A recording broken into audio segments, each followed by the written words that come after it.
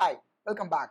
So far, we have created a game where the cat is catching the balloon and we have got some points. We also saw in the last video how to improve the scoring logic. Now we are going to improve the game further.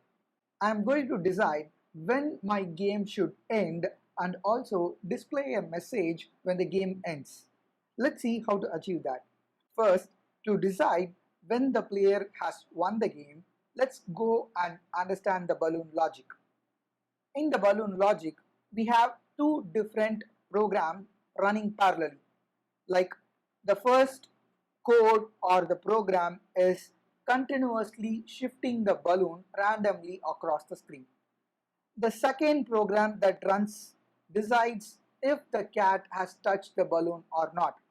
Now we are going to add something called as a condition. We already added a condition by making use of the if block. Now let's add one more if block picking from the control section. So from the control section, I'm going to take the if block and put it below the already existing if block. Now in this if block, I'm going to add something called as the check for the score. Now to check the score, I need something called as operator. Now in mathematics, we would have read operators like addition, subtraction, multiplication, division. All these are called as operators. Now with help of this operator, especially with the help of the equal operator, I am going to check if the value in my variable score is equal to a certain value. This certain value is decided by us as a programmer.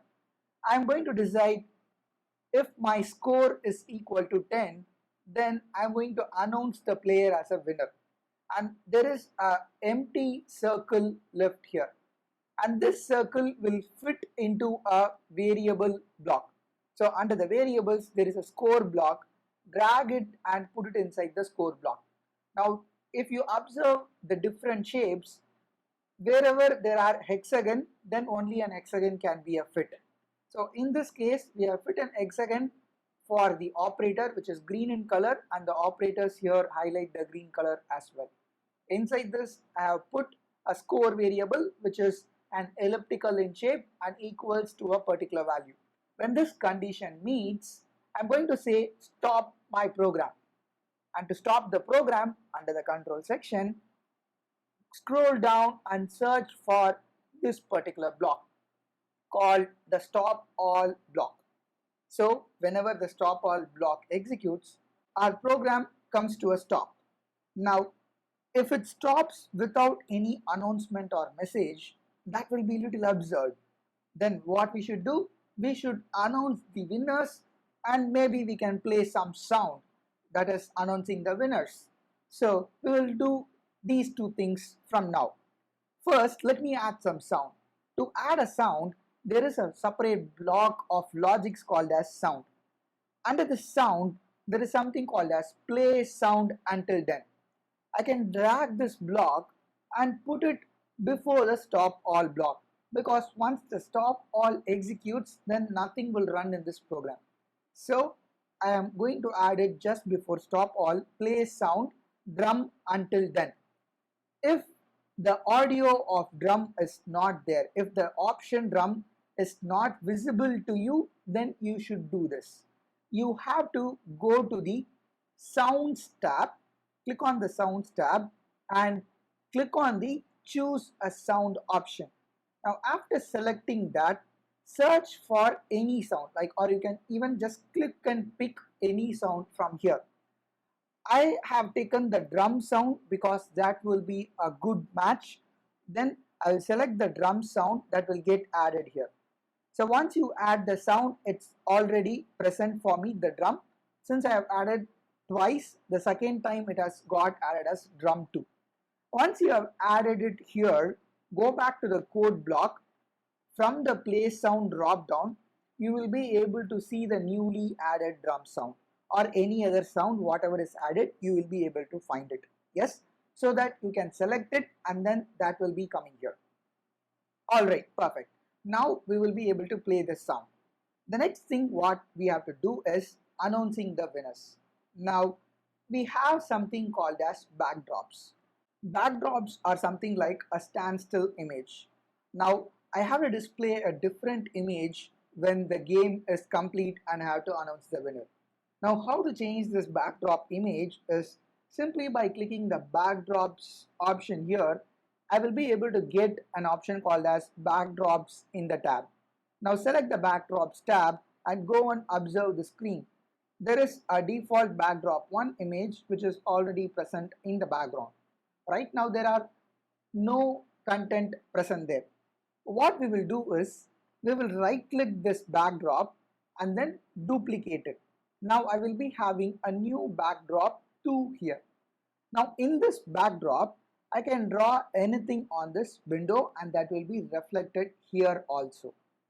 To add a specific square shape, there is an option of drawing a square, drawing a circle. I can add some text, I can delete whatever I create also. So we will explore some of the options here. Let me select the square and I will draw it for now. And once I draw a square or a rectangle to be specific, I will be having an highlighted border. Now select the corners, just hover the mouse on the corners. We will have a different cursor now. Now pull this cursor extending towards the corner of the monitor. We can do this as long as you could. Now scroll the window towards the top, towards the right, and then again you will be able to see the border. Now again keep your mouse on the corner and pull it towards the corner of your monitor as my mouse moves here. Once you are done, you will be able to see the complete window is filled with this color. I will be calling hereafter this as the editor window. In the editor window, we will be able to see a square filled with a specific color.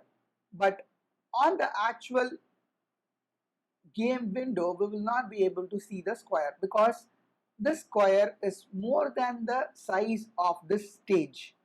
This area is called as the stage area. Our square is now bigger than the stage area, so we are only able to see the color that is filled here. Okay, now we will be able to change to any color as well. Once I change this color, the color of my square changes and I will be able to see the difference in the stage area as well. Next, what I'm going to do is add a text message. Click on this T button which is called as text and then click anywhere on this window. You will be able to see a pointer which is blinking. Now inside this pointer you can type in the text whatever you want to display. You have won the game. That is the text I am actually typing. If you are not able to see the text here, that could be probably because the color of the text and the background both are same. So what I will do is I will do a Control A, that will select all the text. Do Control plus A, that will select all the text, and then go back to the colors and now change the saturation level to the minimum. As I do this, you will be able to see here the color of my font turning back to white.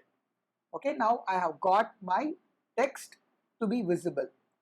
Now this text may be looking smaller, right? So once I click it outside of this window, my text will become visible.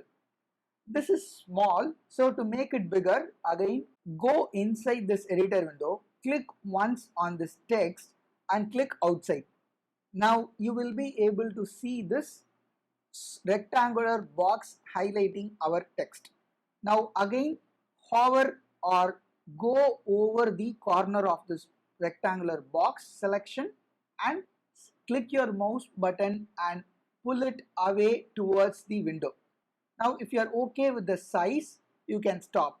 If it has become too big, then scroll towards the right, again hover over the box and then reduce a little bit. Now it is like moving it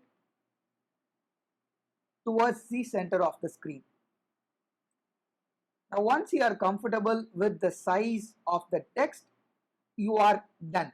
Okay, but this should be displayed only towards the end of the game. So what we will have to do is, we will go and select the empty backdrop. Now go back to the code and go to the balloon program. Now in the balloon program, I should decide what image should be displayed in the beginning of the program. So what I'm going to do, I'm going to go back to the looks option, and under the looks option, just keep reading and scrolling the looks set of blocks. There will be a block called as switch backdrop to. Now hold this, drag it and put it just beneath the when clicked flag once.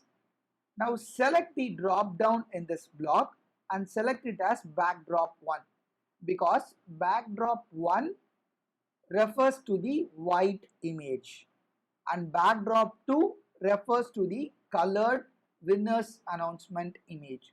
So here I'm going to put it backdrop 1 and drag the switch backdrop to backdrop number 2 just above the play sound option. This is it. Now let's play the game and observe if it is working as expected. Now once I hit the green flag, my score turns back to 0, my backdrop will be a plain backdrop, and then I can go and start hitting my balloons. As long as I hit the balloon, you will be able to see my scores are increasing. Alright? The moment I reach the value of 10, my program stops and then you have won the game appears here. And you should also have heard the drums playing sound.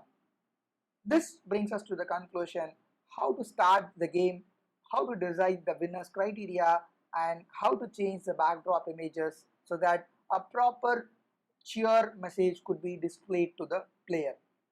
Now let's meet you in the next video. Thank you.